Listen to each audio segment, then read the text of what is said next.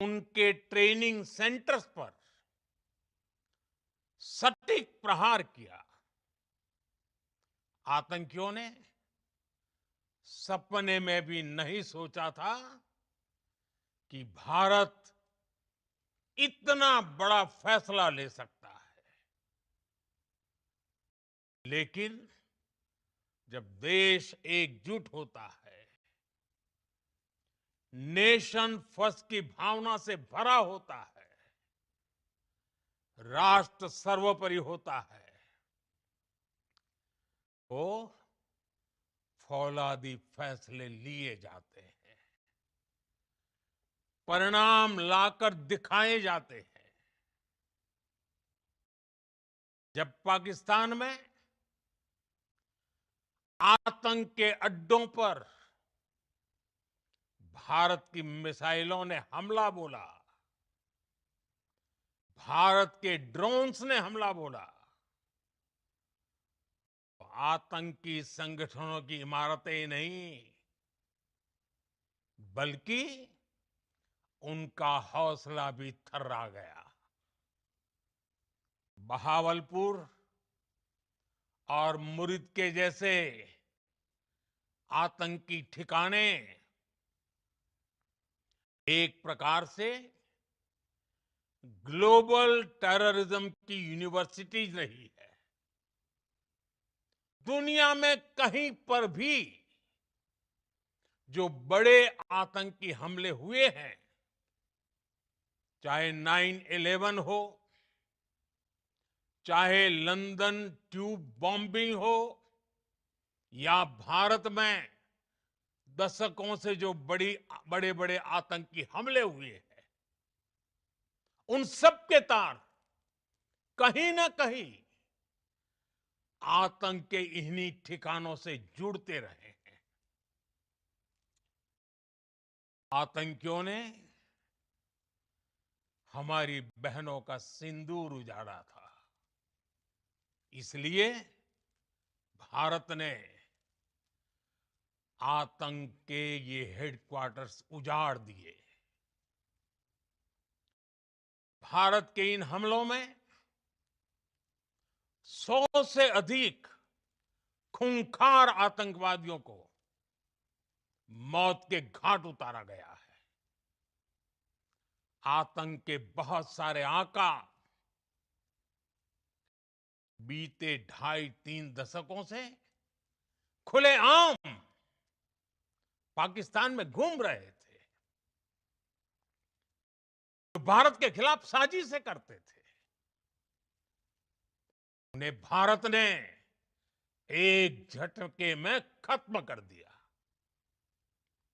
साथियों, भारत की इस कार्रवाई से पाकिस्तान घोर निराशा में गिर गया था, हताशा में गिर गया था, बौखला गया था। और इसी बौखलाहट में उसने एक और दुस्साहस किया। आतंक पर भारत की कार्रवाई का साथ देने के बजाय पाकिस्तान ने भारत पर ही हमला करना शुरू कर दिया।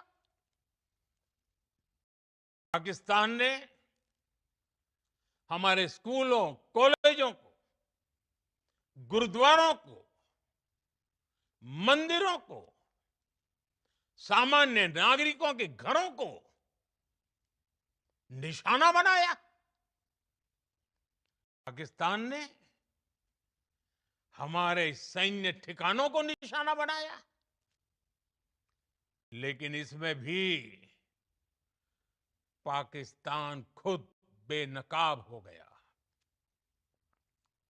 दुनिया ने देखा कि कैसे पाकिस्तान के ड्रोन्स, पाकिस्तान की मिसाइलें भारत के सामने तिनके की तरह बिखर गई।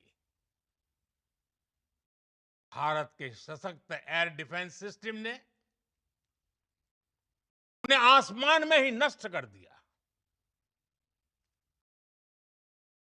पाकिस्तान की तैयारी सीमा पर वार की थी, लेकिन भारत ने पाकिस्तान के सीने पर वार कर दिया। भारत के ड्रोन्स, भारत की मिसाइलों ने सटीकता के साथ हमला किया।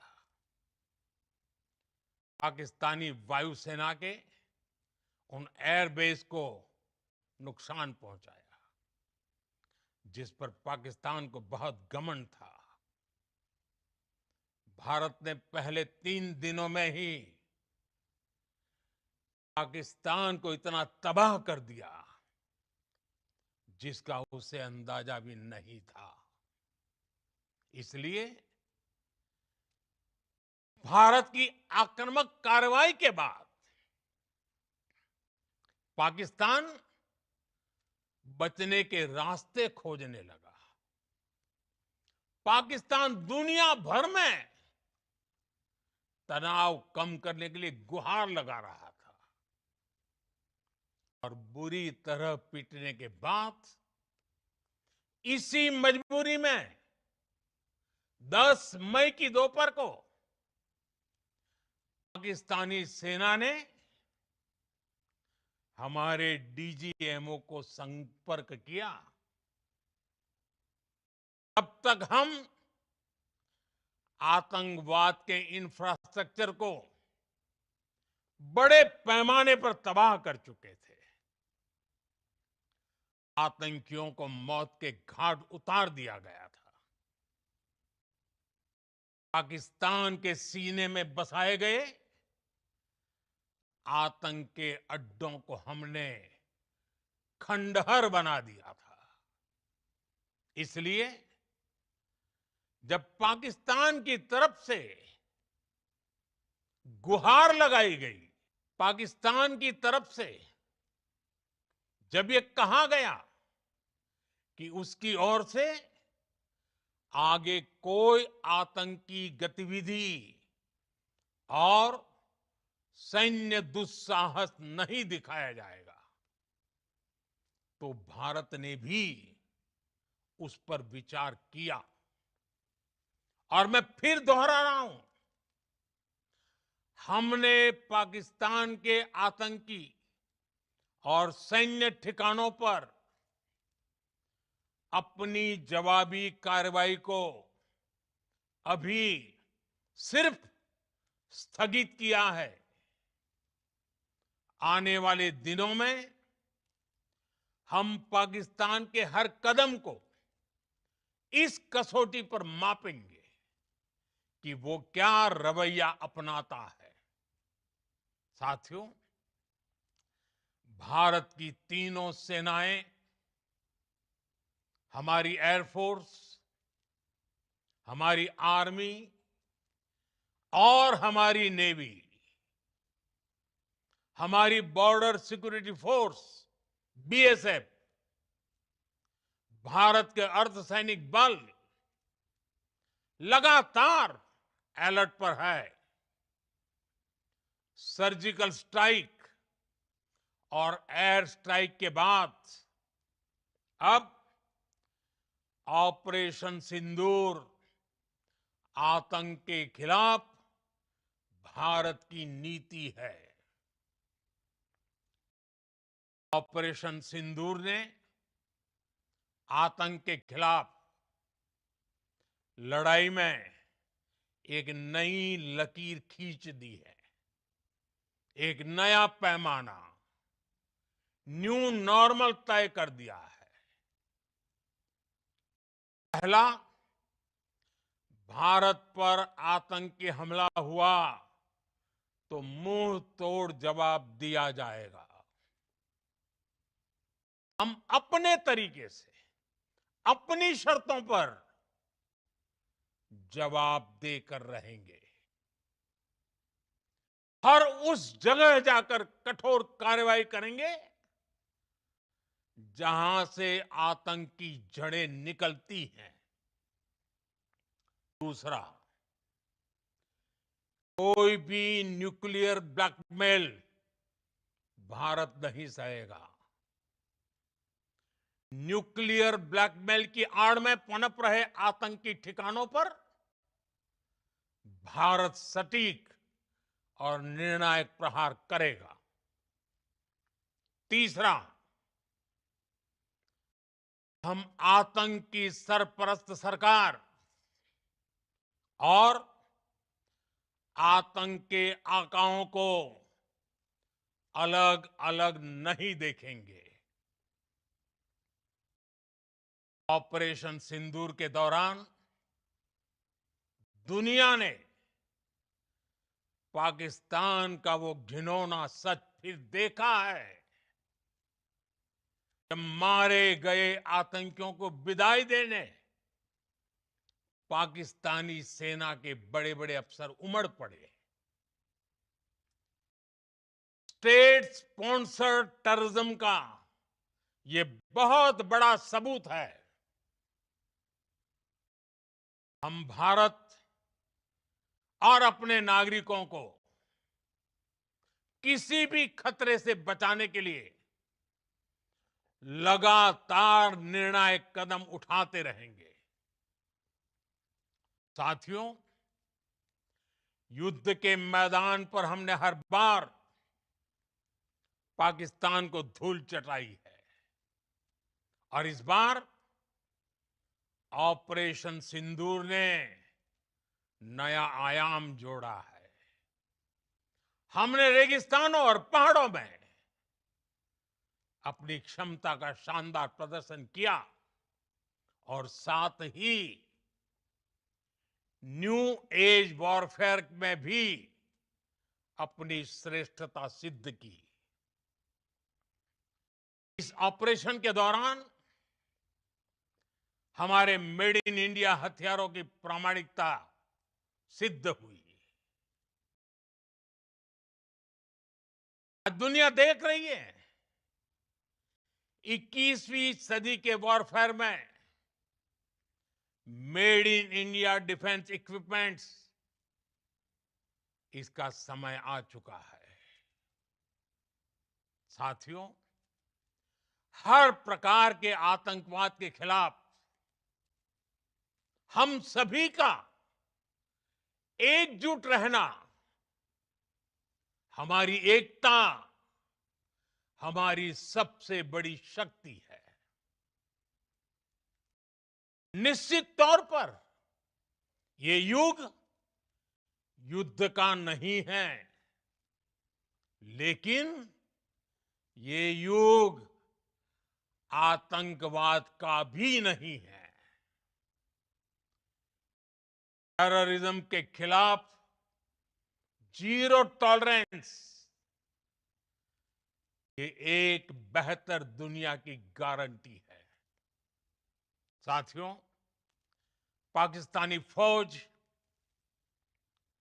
पाकिस्तान की सरकार जिस तरह आतंकवाद को खाद पानी दे रहे हैं,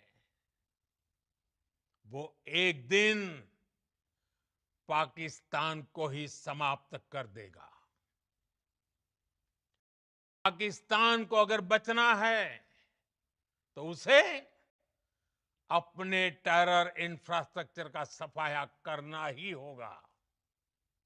इसके अलावा शांति का कोई रास्ता नहीं है। भारत का मत एकदम स्पष्ट है। टेरर और टॉक एक साथ नहीं हो सकते। टेरर और ट्रेड एक साथ नहीं चल सकते और पानी और खून भी एक साथ नहीं बह सकता। मैं आज विश्व समुदाय को भी कहूंगा, हमारी घोषित नीति रही है, अगर पाकिस्तान से बात होगी तो टेररिज्म पर ही होगी। अगर पाकिस्तान से बात होगी तो पाक ऑक्यूपाइड कश्मीर पीओके उस पर ही होगी। प्रिय देशवासियों, आज बुद्ध पूर्णिमा है। भगवान बुद्ध ने हमें शांति का रास्ता दिखाया है। शांति का मार्ग भी शक्ति से होकर जाता है। मानवता शांति और समृद्धि की तरफ बढ़े, हर भारतीय शांति से जी सके, विकसित भारत के सपने को पूरा कर सके, इसके लिए भारत का शक्तिशाली होना बहुत जरूरी है। और आवश्यकता पड़ने पर इस शक्ति का इस्तेमाल भी जरूरी है। और पिछले कुछ दिनों में भारत ने यही किया है। मैं एक बार फिर भारत की सेना और सशस्त्र बलों को सैल्यूट करता हूं। हम भारतवासी के हौसले,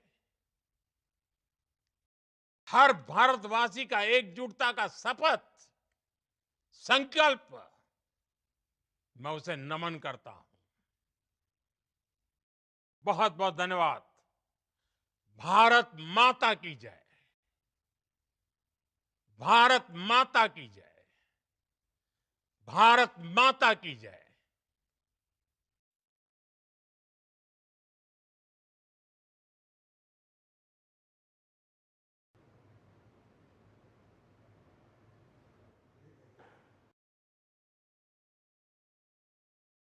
Astronauts and friends from across the globe, Namaskar.